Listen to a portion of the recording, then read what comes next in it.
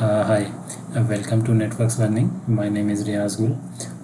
In today's video, we are going to see how we can configure and try to understand the concept of routing and Palo Alto firewall. In my previous videos, I have shown you how you can build your lab and import iOS image for the firewall into the EVNG for your lab environment and configure the basic settings of the firewall. So currently in our topology, we have one Palo Alto firewall connected with LAN switch, DMZ switch and edge router. And the addition I have done from the previous lab is that I have added one remote router with the loopback address over here. So first of all, we need to understand the routing concept on firewall. Primarily, firewall is for the security purpose.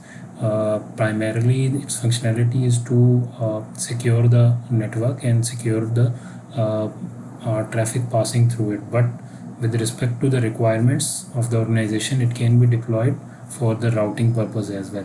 So by default, Palo Alto firewall comes with a default virtual router, which is similar to what we have in other routers and switches called the VRF. VRF is basically used to segregate the routing protocols, routing domain based on the customer requirement or based on the subnets. So it segregates based on different logical domains. So this is a similar concept in Palo Alto firewall. We have a default instance of virtual router on Palo Alto firewall. Then inside this instance, you can create multiple virtual routers based on the model of the firewall. Based on this, you have the configuration parameters like static routing, dynamic routing. Then you can have redistribution profiles, RIP, BGP, multicast routing as well.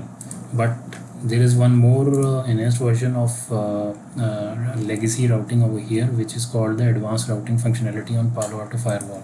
So the advanced functionality of routing, when you enable advanced functionality, it will provide you with more granular control for BGP and other dynamic routing protocols which you don't have in the legacy default virtual router instance. So how you can configure it? You have to navigate to device. Under device, you have general settings over here. So inside general setting, you have the option for the advanced routing. So if you enable advanced routing, your firewall will reboot once.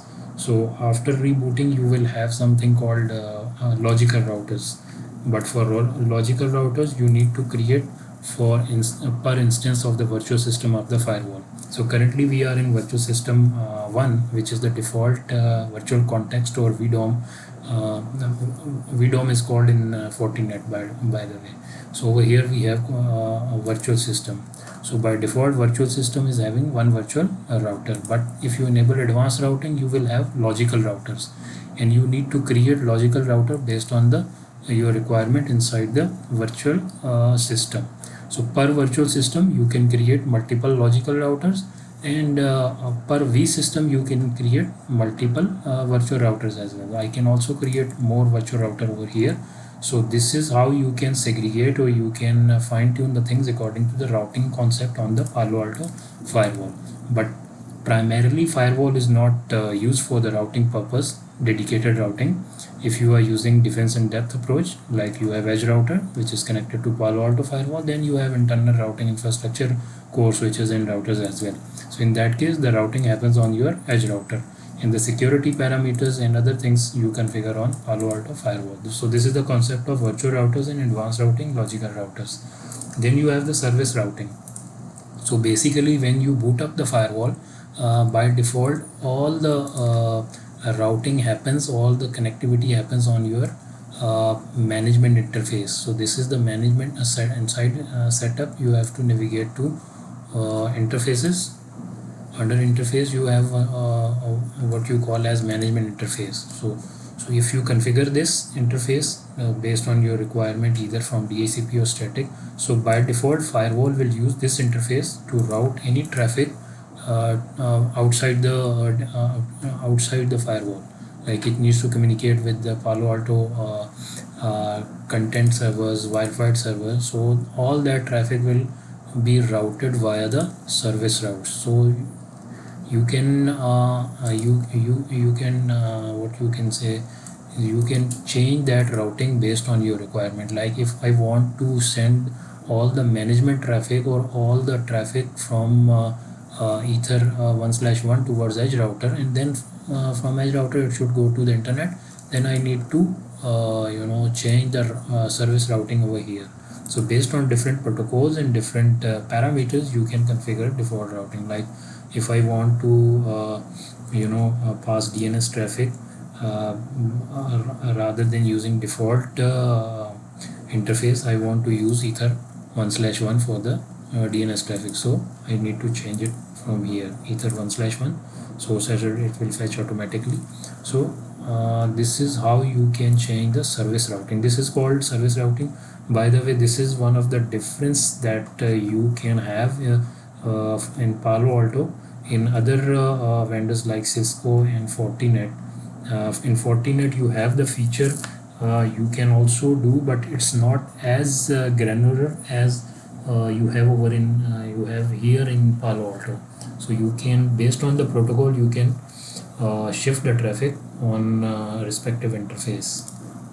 So this is called the service routing. Then you have the concept of default routing. So default routing happens on firewall for the networks that firewall doesn't know. So in any segment or in any device, usually in a network where which is the exit point for the destination networks which are not residing on your network, you configure a default route. And you can also monitor default routes with the service monitoring, what you call SLA. Primarily in Cisco we used to configure SLA and monitor different routes, and based on that you configure multiple routes and attach the SLA to the static routing. And if that condition is met, if I configure over here, I have the path monitoring over here till the time the condition is up or the multiple conditions are up, then the router then the configured route will be active. Based on the condition, if all the conditions in the table are failed, or any or all, this depends on you, then the corresponding route entry will be changed based on this path monitoring parameters. And you can configure multiple static routes, and you can attach multiple path monitoring features based on that. So I'll show you in one of the scenarios how you can use this feature on Palo Alto Firewall. So this is the high level concept of routing on Palo Alto Firewall.